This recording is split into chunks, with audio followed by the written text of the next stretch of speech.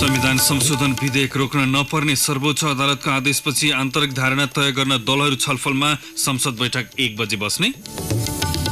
प्रधानमन्त्रीले समय नदिँदा 5 महिना यता लगानी बोर्डको बैठक बस्न सकेन। नीतिगत निर्णय नहुन नसक्दा ठूला आयोजनाहरू अलपत्र। सरकारी सेनाले हवाई हमला जारी राखे। आगामी महिना हुने शान्ति वार्तामा सहभागी नहुने सिरियाली विद्रोही सेनाको चेतावनी। र इङ्ग्लिस प्रिमियरसिप फुटबलको पछिल्लो खेलमा म्यान्चेस्टर क्लबहरू विजयी। लिभरपुल भने सन्डरल्यान्डसँग बराबरीमा रोकियो। नमस्कार, कान्तिपुर डायरीबाट साथी दिनेश अनि तेजेन्द्रको समाचार अब विस्तारमा।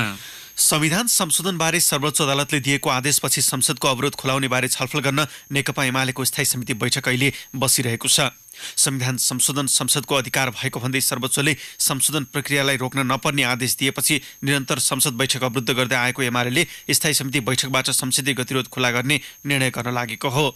भक्तपुरको बालकोट स्थित एमाले अध्यक्ष केपी ओली निवासमा जारी स्थायी समिति बैठकले संविधान संशोधन विधेयक प्रक्रियामा लैजान दिने निर्णय गर्ने पार्टी सचिव योगेश भट्टराईले जानकारी दिनुभयो।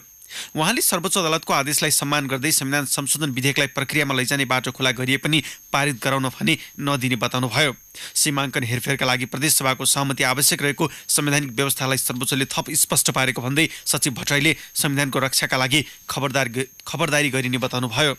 एमाले संसदको गतिरोध खुला गर्ने बारे आजै प्रतिपक्ष 9 दलीय गठबन्धनसँग छलफल गरी संयुक्त धारणा बनाउने जनाएको छ। यसैबीच संयुक्त लोकतान्त्रिक मधेसी मोर्चाका एक नेताले सर्वोच्चको आदेशले आफ्ना माग सम्बोधनका लागि प्रमुख दलहरूबीच वातावरण बनेको बताएका छन्। सर्वोच्चले संसदीय प्रक्रियामा रहेको विषयमा सांसदहरूले आफ्नो दृष्टिकोण प्रयोग गर्न नपाउँदै न्यायपालिकाबाट प्रक्रिया नै रोक्ने गरी आदेश गर्न नहुने बताइसकेकाले संशोधन प्रक्रियालाई अघि बढाउन कुनै अप्ठ्यारो नहुने मोर्चाका नेताहरूको भनाइ छ। फोरम गणतान्त्रिकका अध्यक्ष राजकिशोर यादवले मोर्चाको बैठक बसेर सर्वोच्चको आदेशपछिको अवस्थाबारे रणनीति तय गरिने जानकारी दिनुभयो। उहाँले सर्वोच्चको आदेशलाई आफूले स्वागत गरेको भन्दै संविधान संशोधन प्रक्रियालाई पारित गराउने विषयमा प्रमुख दलहरूलाई दबाब दिन मोर्चामा आबद्ध दलहरूबीच आन्तरिक छलफल भइरहेको जानकारी दिनुभयो। यसैबीच सर्वोच्च अदालतको आदेशपछि सत्तारूढ दलले आजको संसद बैठकमा विधेयक टेबल गर्ने तयारी गरेका छन्। विधेयकलाई लिएर दलहरूबीच उत्पन्न विवादका कारण गत मङ्सिर 16 गते यता अवरुद्ध संसद बैठक कार्यसूचीमा प्रवेश गर्न सकेको छैन। संसद बैठक आज दिउँसो 1 बजेका लागि बोलाइएको छ। एमाले सहितका प्रतिपक्षी दलको अवरोधका कारण सरकारले गत मङ्सिर 14 गते दर्ता गराएको संविधान संशोधन विधेयक संसदमा प्रस्तुत हुन पनि सकेको छैन। यो बीचमा सरकारले निर्वाचनसँग सम्बन्धित 2वटा विधेयक संसद सचिवालयमा दर्ता गरे पनि सो पनि अघि बढ्न सकेको छैन। सत्तारूढ दलले संशोधन सहित निर्वाचनसँग सम्बन्धित विधेयक समेत एकैसाथ आजको बैठकमा टेबल गर्ने तयारी गरेको एक मन्त्रीले जानकारी दिए। यद्यपि सोबारे प्रमुख प्रतिपक्षी एमाले सहितका प्रतिपक्षी दलको धारणा भने तय हुन बाँकी छ।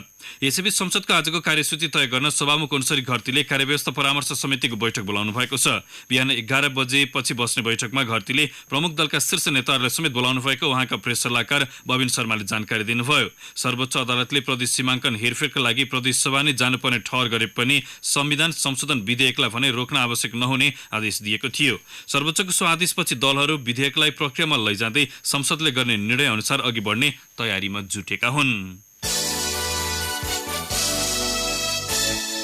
प्रधानमन्त्री पुष्पकमल दाहाल प्रधानमन्त्री भएपछि उहाँको अध्यक्षतामा हुने लगानी बोर्डको बैठक 5 महिना यता एकपटक पनि बस्न सकेको छैन, जसका कारण लगानी बोर्डबाट हुने नीतिगत निर्णयहरू समयमै नहुँदा ठूला लगानीकर्ताहरू बाहिरिने सङ्केत देखिएको छ। ठूला जलविद्युत आयोजना तथा भौतिक पूर्वाधारको विकासका लागि बोर्ड स्थापना भए पनि पछिल्ला दिनमा बोर्डको काम कारबाही सुस्त आएको छ। बोर्डका कार्यकारी प्रमुख महाप्रसाद अधिकारी प्रति प्रधानमन्त्री असन्तुष्ट रहेकाले बोर्ड बैठक बस्न नसकेको बोर्ड स्रोतको भनाइ छ। यसैकी व्यवस्थापिका संसदको अर्थ समितिले समेत पछिल्लो समय लगानी बोर्ड मार्फत अघि बढेका आयोजना प्रभावकारी रूपमा अघि बढ्न नसकेको भन्दै आपत्ति जनाएका थिए। 5 महिनादेखि लगानी बोर्डको बैठक बस्न नसक्दा माथिल्लो कर्णाली, अरुण तेस्रो, नलपरासीमा खोल्ने भनेको सिमेन्ट उद्योग, काठमाडौँको फोहोर मैला व्यवस्थापन सम्बन्धी सम्झौता लगायत भौतिक पूर्वाधारका अधिकांश आयोजना अल्पत्र परेका छन्। प्रधानमन्त्रीको अध्यक्षतामा बस्नुपर्ने बैठकले केही महत्त्वपूर्ण निर्णय गर्न नसक्दा ठूला लगानीकर्ता बाहिरिने खतरा समेत बढेको लगानी बोर्ड स्रोतले जनाएको छ। पछिल्लो समय ठूलो आयोजना विकास सम्झौता पिडिए गर्नुअघि 0.2% अनिवार्य शुल्क सरकारलाई बुझाउनु पर्ने नीतिगत समस्या अन्त्य गर्न अन्तर्राष्ट्रिय लगानीकर्ताले दबाब दिइरहेका छन्, तर बोर्डले यस विषयमा ठोस निर्णय लिन सकेको छैन।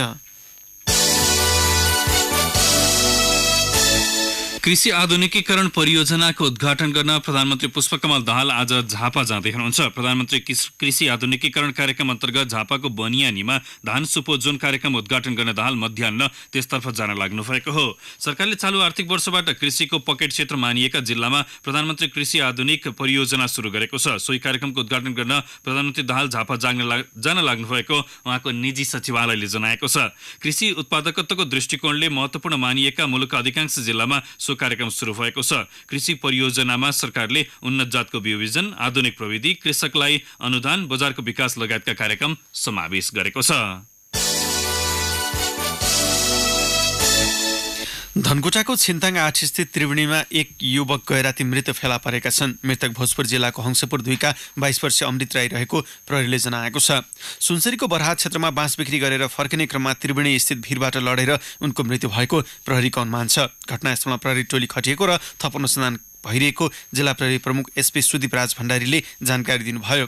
प्रारम्भिक अनुसन्धानले मादक पदार्थ सेवन गरेर अप्ठ्यारो बाटोमा हिँड्ने क्रममा लडेर राईको मृत्यु भएको देखिएको एसपी राज भण्डारीले बताउनुभयो। मृतकको शव पोस्टमार्टमका लागि सदरमुकाम लगिएको प्रहरीले जनाएको छ।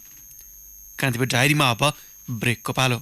अब अन्तर्राष्ट्रिय प्रसङ्ग। सिरियाको विद्रोही समूहले आगामी महिना आउने भनिएको शान्ति वार्तामा सहभागी नहुने चेतावनी दिएको छ। युद्धविराम सम्झौताको सरकारी पक्षले उल्लङ्घन गरेको विद्रोही समूहले आरोप लगाएको छ। विद्रोही समूहले एक विज्ञप्ति जारी गरी युद्धविरामका सम्पूर्ण शर्तहरू तत्काल कार्यान्वयनमा ल्याउन सरकारी पक्षलाई आग्रह गरेको छ। रुस र टर्कीको समन्वयमा सिरियाली सरकारी सेना र विद्रोहीबीच गत साता युद्धविराम सम्झौता भएको थियो। काजाकिस्तानको अस्तानामा वार्ता हुने तय भएको छ।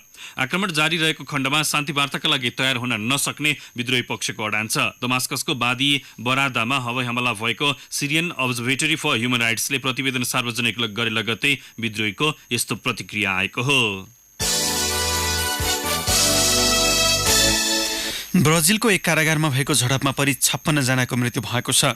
झडपका क्रममा कैदीबन्दी कारागारबाट भाग्न खोज्ने क्रममा भएको भागदौडमा 56 जना मारिएको स्थानीय प्रशासनले पुष्टि गरेको छ। एमेजोनास प्रान्तको म्यान्युस क्षेत्रको कारागारमा झडप भएको हो। कारागारबाट भागेका 87 मध्ये 40 कैदीबन्दी पक्राउ परेका छन्। झडप सुरु भएको 17 घण्टापछि मात्रै स्थिति प्रशासनको नियन्त्रणमा आएको थियो। कारागारमा रहेका विभिन्न आपराधिक समूहका व्यक्तिहरूबीच कारागारमा अधिकार स्थापित गर्नेका निम्ति झडप भएको अन्तर्राष्ट्रिय सञ्चार माध्यमहरूले उल्लेख गरेका छन्। कारागारभित्र हुने लागु औषधको कारोबारका सम्बन्धमा समेत झडप भएको हुन सक्ने अधिकारीहरूको आशंका छ। 454 कैदीबन्दीको क्षमता रहेको कारागारमा 1224 जनालाई राखिएको थियो। ब्राजिल विश्वकै भिडभाडयुक्त कारागार हुने देशमध्येको एक हो। ब्राजिलका कारागारमा 6 लाखभन्दा बढी कैदी रहेका छन्। अब खेल प्रसङ्ग। टुबोक हेटौँडा गोल्ड कप फुटबल प्रतियोगितामा आज सहारा क्लब पोखरा र भारतको दिल्ली युनाइटेड बीच प्रतिस्पर्धा हुँदैछ। सेमिफाइनल प्रवेशका लागि हेटौँडाको फर्स्ट मैदानमा दिउँसो 2:30 बजेपछि खेल सुरु हुनेछ। हिजो भएको खेलमा भुटानको डुकेस्टा फुटबल क्लबलाई 1-0 गोल अन्तरमा पराजित गर्दै सीएमजी सङ्कटा क्लब काठमाडौँले अन्तिम 8मा स्थान सुरक्षित गरेको छ। सुमन बोम्बन स्मृति खेलकुद प्रतिष्ठानले आयोजना गरेको प्रतियोगितामा विदेशी 2 सहित 10 टोली सहभागी छन्। प्रतियोगिताको विजेता र उपविजेताले क्रमशः नगद 5 लाख र 3 लाख रुपियाँ प्राप्त गर्नेछन्। उता पाँचतरमा जारी 8औं फाल्गुनन्द गोल्ड कप फुटबल प्रतियोगितामा आज फेन्स क्लब बीआरसी भुटान र चर्च बोइज क्लब काठमाडौँ बीच प्रतिस्पर्धा हुँदैछ। फिदिम उच्च माविको मैदानमा खेल अपराह्न 3 बजेपछि सुरु हुनेछ। इङ्ग्लिस प्रिमियर लिग फुटबलको पछिल्लो खेलमा म्यान्चेस्टर सिटी र म्यान्चेस्टर युनाइटेड विजयी भएका छन्। 10 खेलाडीमा सीमित भएको म्यान्चेस्टर सिटीले बर्नलीलाई 2-1 गोल अन्तरमा पराजित गर्यो। जितपछि सिटी 42 अङ्कमा तालिकाको तेस्रो स्थानमा उक्लिएको छ। खेलको 32औं मिनेटमा फर्नान्डिन्हो रातो कार्ड खाँदै मैदान बाहिरिएपछि सिटी दबावमा आएको थियो। पहिलो हाफ गोलरहित बराबरीमा रोकेको सिटीले गेल क्लेक्सीको गोलबाट खेलको 58औं मिनेटमा अग्रता लिएको थियो। 62औं मिनेटमा सर्जियो अगुइरोले अन्तर दोब्बर बनाए पनि त्यसको 8 मिनेटपछि वेन मिले वर्नीका लागि सान्त्वना गोल फर्काएका थिए। अर्को खेलमा म्यान्चेस्टर युनाइटेडले 10 खेलाडीमा सीमित वेस्ट ह्याम युनाइटेडलाई 2-0ले पराजित गर्यो। खेलको 15औं मिनेटमा 10 खेलाडीमा सीमित भएको वेस्ट ह्याम विरुद्ध गोल गर्न भने म्यान युनाइटेडलाई 62औं मिनेटसम्म कुर्नु परेको थियो। युनाइटेडको जितमा जुआन माटा र जलाइटन इब्राहिमोभिचले गोल गरे। जितपछि युनाइटेड 39 अङ्कमा 6औं स्थानमा कायम छ। गैराती नै भएका अर्का खेलमा सन्डरल्यान्डले लिभरपुललाई 2-2 को बराबरीमा रोकेको छ। यद्यपि बराबरीपछि पनि लिभरपुल भने 44 अङ्कसहित दोस्रो स्थानमा कायम छ। खेलमा अग्रता डेनियल स्टोरेजको गोलबाट 19औं मिनेटमा लिभरपुलले लिएको थियो। थप गोल सदियो मनेले गरे। सन्डरल्यान्डका लागि दुवै गोल जर्मेन डेफोइले पेनाल्टी मार्फत गरेका थिए। अन्य खेलमा एभर्टनले साउथह्याम्पटनलाई 3-0 ले र वेस्ट ब्रमले हल सिटीलाई 3-1 ले पराजित गरे। डिफेन्डिङ च्याम्पियन लेस्टर सिटी भने मिडलस्ब्रोसँग गोलरहित बराबरीमा रोकियो। डेभिड वार्नरले विस्फोटक ब्याटिङ गर्दै शतक बनाएपछि अस्ट्रेलियाले पाकिस्तान विरुद्धको तेस्रो तथा अन्तिम टेस्टमा गतिलो सुरुवात गरेको छ। सिडनीमा टस जितेर ब्याटिङ गरेको घरेलु टोली अस्ट्रेलियाले यो खबर तयार पार्दासम्म 1 विकेट गुमाएर 192 रन जोडेको छ। वार्नर 113 रनमा आउट भए। मात्र 95 बलको सामना गरेका उनले वहाब रियाजको बलमा सरफराज अहमदद्वारा क्याच आउट हुनु अघि 17 चौका प्रहार गरेका थिए। क्रिजमा रहेका मार्ट रेसियो 69 रनमा खेलिरहेका छन् भने उसलाई उस्मान खवाजाले साथ दिइरहेका छन्। 3 म्याचको सिरिज अस्ट्रेलियाले यसअघि नै 2-0 ले जितिसकेको छ। उता न्युजिल्यान्ड र बङ्गलादेश बीचको 3 म्याचको T20 क्रिकेट सिरिज आज सुरु हुँदैछ। पहिलो खेल नेपाली समयअनुसार पौने 12 बजे नेपियरमा सुरु हुनेछ। अवस्था कान्तिपुर डायरी अहिलेलाई यहीँ सकिन्छ। दिनेश अनि तेजेन्द्र आगेमा छौँ। नमस्कार।